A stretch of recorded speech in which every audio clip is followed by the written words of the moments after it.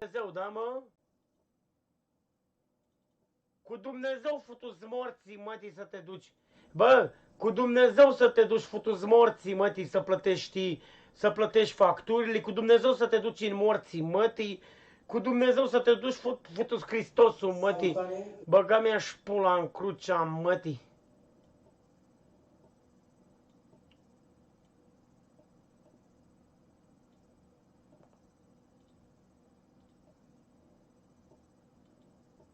Da? Cu Dumnezeu fă futu-ți morții, mătii, să te duci peste tot.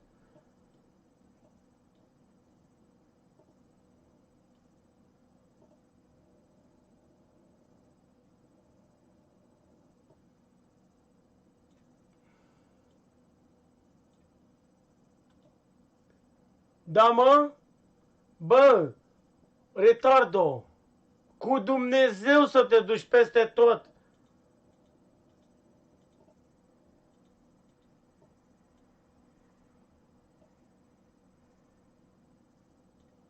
Bă, cu Dumnezeu să te duci, futu-ți Dumnezeii, să-l fut în cur pe Dumnezeu, futarar să-l fut în cur pe Dumnezeu. Bă, credeți-mă că dacă l-aș fute în cur pe Dumnezeu, poate eram mai apărat de lume. Hai să vedem. Cătălin Talin vă transmite jos ranga spre violență. Am venit aici ca să mă spovedesc. Bineînțeles,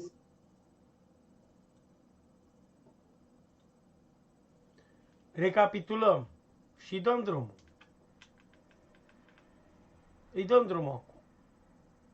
salutare, Cătălin Talin vă transmite jos ranga spre violență. Am venit aici ca să mă spovedesc. Bineînțeles, se numește izvorul Virgina, adică a fost nebulită. Și uitați că o să mă închin străiți maestate. Să rămână maestate. Da, eu vreau să-i pup, domnul, vreau să vă ridic fustița. Vreau să vă îmbrățișez că sunteți virgină. Da, și vreau ca să rămână preote. Dă mie să citesc. Dați în boletă să... Auzi, nenea, te fut cu mine. Păi de ce făceam chestia asta? Pentru că voiam să mi se sfințească pula, bă. Eu m-am dus aici să-mi sfințesc pula, bă. Proștilor.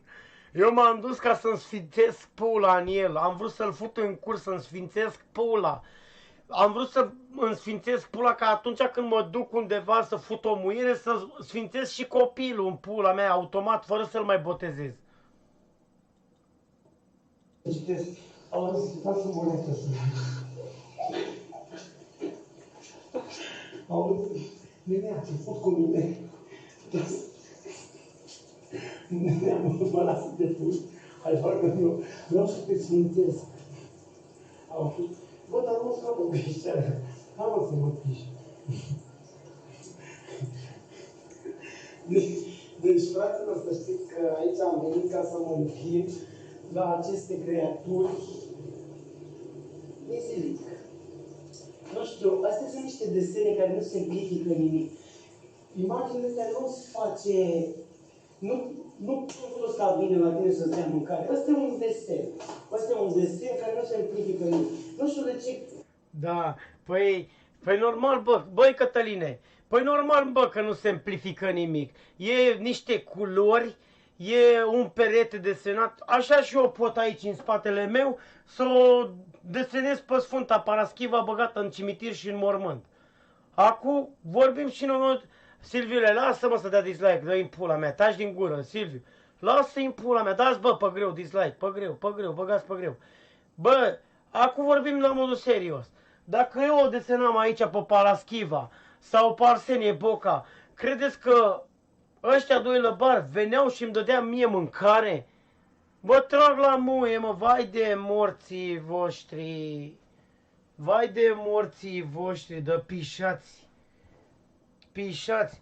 Adică când popii din România fute în cur copii, adică când popii din România fute în cur copii, la aia nu le mai zice nimeni nimica, Ce-i zice Dumnezeu? Bine că l-ai futut în cur pe copilul ăla, nu? Vai de morții voștri de proști. Virgina, adică a fost nebulită și uitați că o să mă închin străiți la maestate. Să rămână maestate. Da, eu vreau să-i pup, domnul, vreau să vă ridic fustița. Vreau să vă îmbrățișez că sunteți virgină. Da, și vreau ca să rămână preote. Dă mie să citesc. Dați în boletă să... Auzi, nenea, ce fut cu mine. Nenea, mă las să te pun. Hai, facă eu. Vreau să te sfințesc. Auzi? Bă, dar nu scapă peșterea. Hai, mă, să mă piși.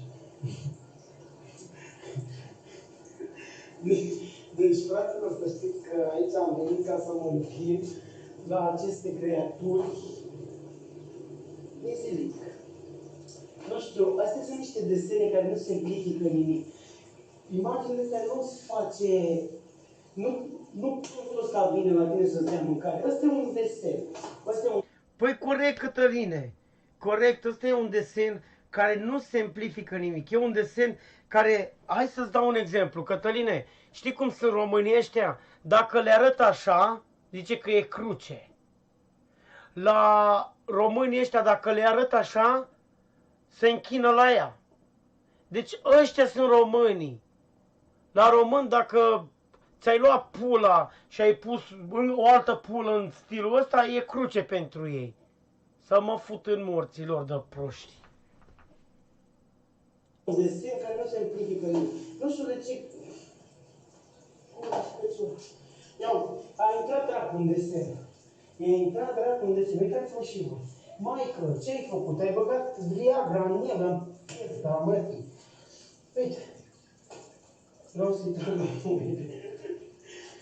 asta aș fi făcut-o ca să-i virgină. Mă, proștilor, băi inculților, băga-v-aș pula în morții voștri. Băiatul ăla de a murit duminică.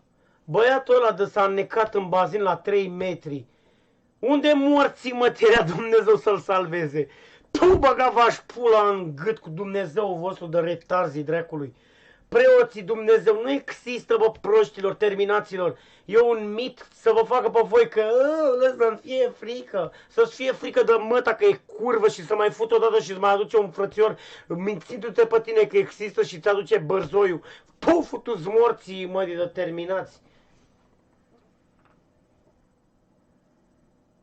Vai de morții voștri de proști. Unde era Dumnezeu, bă, când ăla s-a înnecat în piscină ieri? Unde era Dumnezeu când ăla s-a... Vai de morții voștri de proști. Bă, da. Hai, ia uite, bă, și aici curge, bă, după mine, ești nebuna, că... Da, băieți, eu vreau să beau niște apă acum și mă plec către Dumnezeu să bea apă.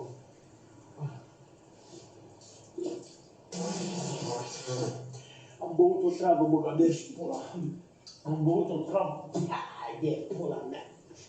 Am băut o treabă. Nu, deci nu se poate. M-ați otrăvit, firea ta-i dracului. Da, hai. Ne vedem data viitoare. Deci...